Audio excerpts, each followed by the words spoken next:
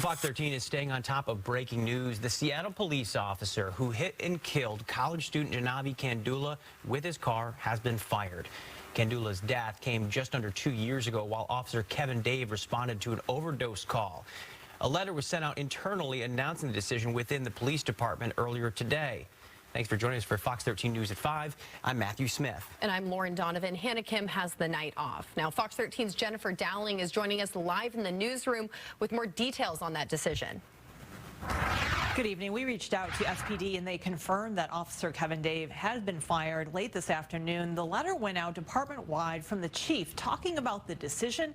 It read that the case was reviewed by the King County Prosecutor's Office and declined for prosecution last year. However, it was referred to the Seattle City Attorney's Office, and Dave was then charged with second-degree negligent driving.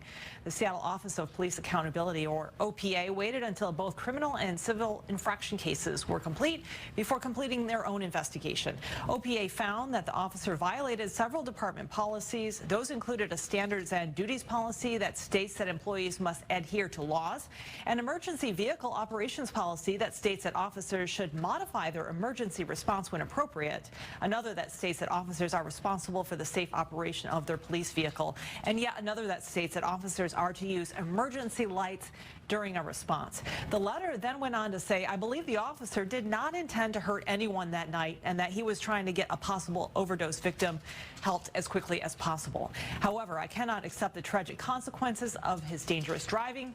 His positive intent does not mitigate the poor decision that caused a loss of a human life and brought discredit to the Seattle Police Department. You may also recall that former Seattle police officer and vice president of the Police Officers Guild, or SPOG, was also fired after Kandula's death. Daniel Otterer could be heard on body camera video at that time laughing and making what many consider disturbing comments about Kandula's death, such as, quote, she is dead, just write a check, she was 26 anyway, she had limited value.